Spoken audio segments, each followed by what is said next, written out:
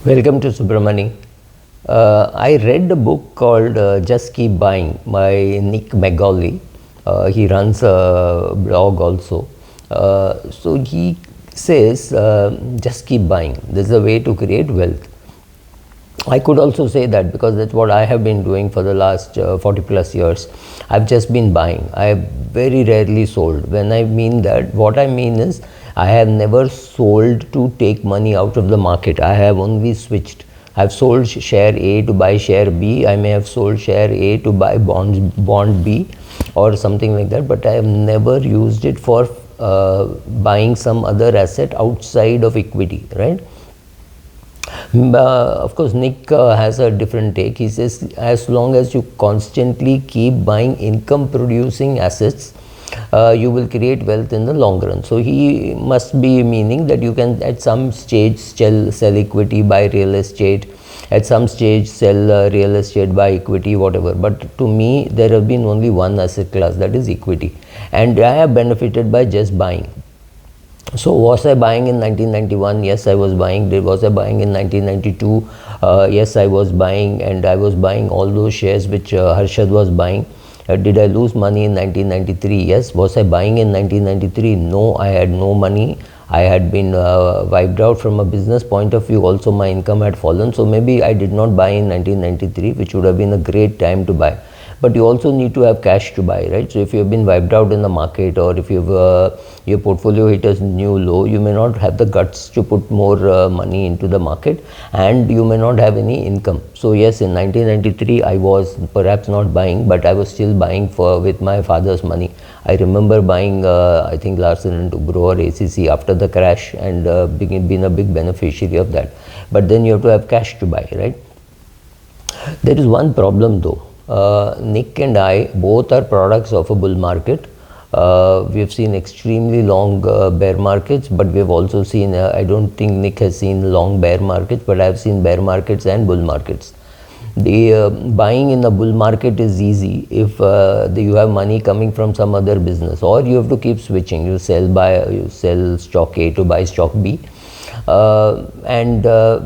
you have income from completely different sources which is not connected to the market, like you are a basketball player, you are a football player, you are a cricketer, then it's completely different. However, if you are employed in a company and you have a nice big round CTC, and that is the money that is going into it, again it is not a problem when the market crashes. However, if you are a market person and your income is brokerage or trading profits, etc., then you have a problem. You won't have that much of money. You won't have that much of money to buy during bad times. The other fear is people think that you should not buy near a market high. Now this is very dangerous, because suppose market hits a new high of 68,000. You think, oh, now market has hit a new high. It could go from 68 to 69 to 70 to 74. And which means you have been out of the market for the last 10% of the market, right? So is it good or bad? I do not know. Only time will tell, because from 74, if the market comes down to 57, then you are right. But what happens if it comes down from 74 to 73 and stays there for 6 months, and then goes from 73 to 79? You never got a chance to buy it waiting for the fall. So constantly buying makes sense. For example, 1979 100 index and today 66,000. Definitely your money has grown 660 times. I wouldn't even say 660 times, 930 times, because the TRI of the Sensex should be somewhere around 94,000. So if it is 94,000, your 100 has become 940 minus the expenses and taxation.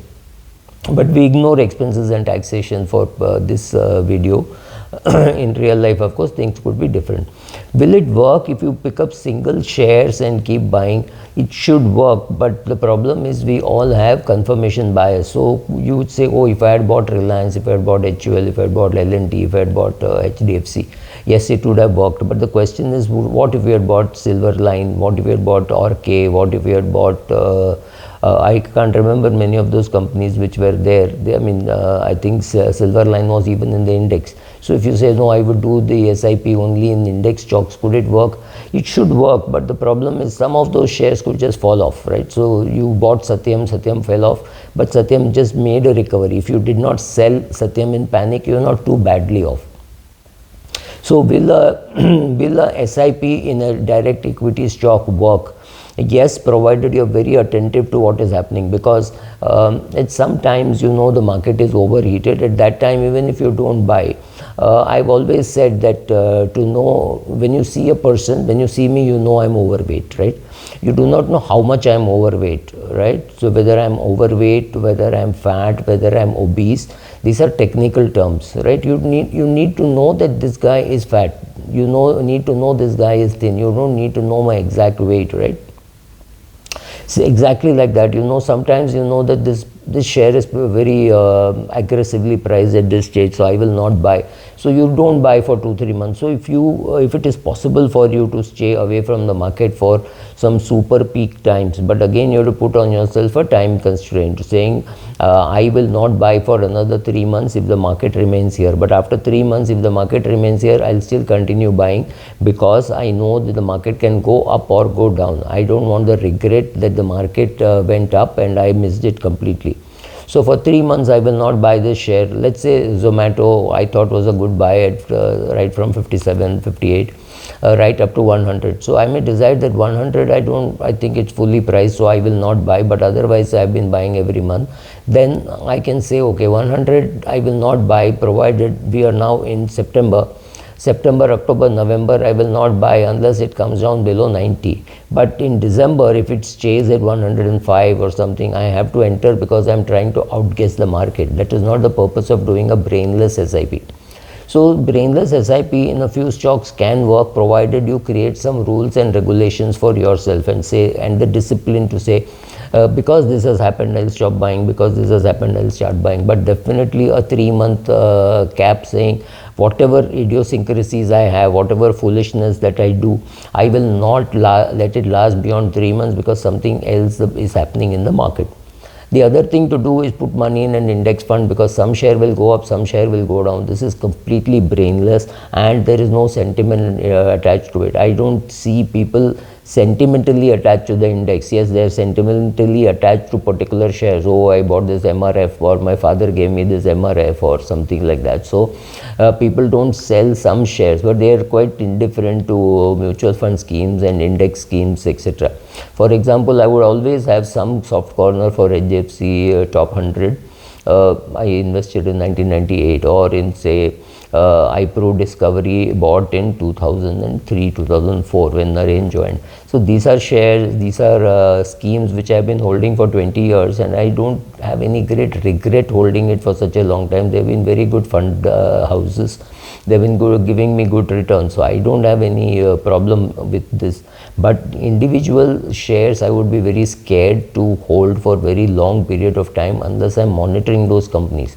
So yes, some of this will be work, some of this is hindsight bias, because the examples I gave, say Reliance, HDFC, even HUL, right? So these are good examples, but these have confirmation bias. I know what has happened. I have hindsight bias. I have all these problems.